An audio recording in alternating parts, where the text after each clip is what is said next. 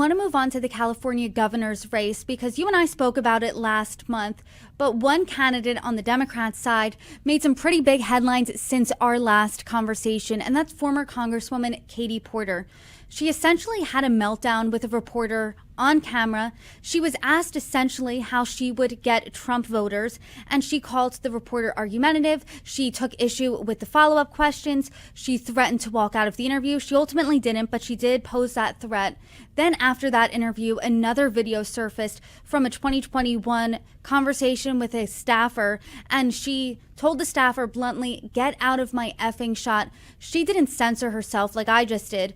But when you see that news come out, I mean, how much is that impacting the race, if at all? And I don't know that we're necessarily seeing the effects of this in the top line number of the race just yet. But we'll get into some of these numbers a little bit deeper. So when we look at the top line number of the race, we see Steve Hilton with 16%, Katie Porter 15%, Chad Bianco at 11%. And then all other candidates are beneath 10% with a whopping 39% undecided. So, we see a little bit of a decline here for Katie Porter, but right now, I don't think it is affecting these top line numbers. I think that a lot of voters are still sitting on the sidelines waiting to see the final candidates, who ends up entering the race, who doesn't, because I think there's clearly a bit of a desire for different choices, or at least seeing some of these other candidates break out further down the ballot. Something that I just wrote down that you said is that Steve Hilton is actually leading here. And Steve Hilton, he's a former Fox News host. He's also a Republican candidate in this race. He's barely leading, but he is leading. I mean, does that surprise you, especially given the fact that California is a deeply blue state? It doesn't, just because I think right now Republicans are more attuned to this ballot. So, if we look at Hilton plus Bianco, right there, that's 27%. That's almost, that's almost a third of the electorate there.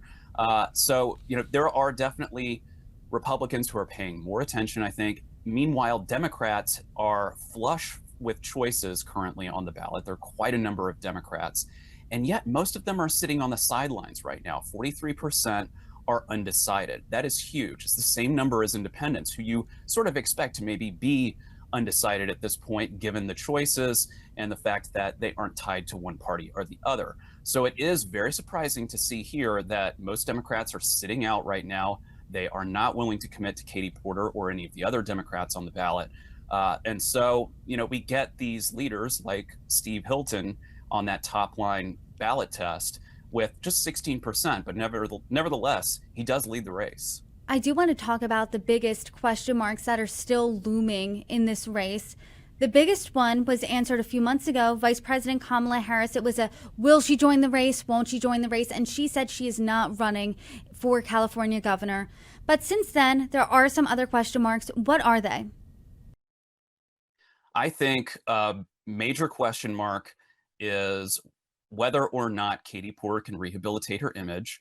When we look at her favorabilities, she's at 26% favorable versus 35% unfavorable. That is a bad favorability rating, especially for someone who is running for governor, who has run statewide previously. And then I think the more troubling aspect for her is that only 16% of Democrats have a very favorable opinion of her. Now, let's compare that to 70% who say the same of Barack Obama, 45% for Governor Newsom, 27% for Alex Padilla. And then I think that last number is the most important. It's whether or not Padilla ends up entering the race. I think that would be a game changer. We have included him on previous ballots, and it wasn't much of a game changer there. But I think by virtue of a sitting U.S. senator entering the race, making an announcement, that would boost him, and it would likely be to the detriment of Katie Porter. It doesn't seem like California Democrats are really excited about this race or the candidates that are in it so far. I mean, that number is astounding. 43% of Democrats in California are undecided on who they support. So if I see those numbers and I'm a Democrat sitting on the sidelines thinking about jumping into this race, I'm thinking about Senator Alex Padilla right now, and I see those numbers paired with the news about Katie Porter, those videos coming out about her. And yes, she has apologized. She said something to the effect of, I will do better or something like that. But I mean, it's not very good news for Katie Porter, especially the fact that that's caught on video. I mean, what am I thinking? Does that news and these numbers get me to jump into this race? How appetizing is that if I'm Alex Padilla? I don't know that that in and of itself looks appetizing. I'm sure that other Democrats are not necessarily waiting in the wings just to attack Porter and to run negative ads against her. I don't think that that is their motivation there. But I think that they do see the risk of a Republican running away with the top of the ticket if there is a major fight among Democrats, or if the Democratic candidate just isn't up to muster. We know with pretty confident certainty here that there will be a Democrat on the final ballot come November.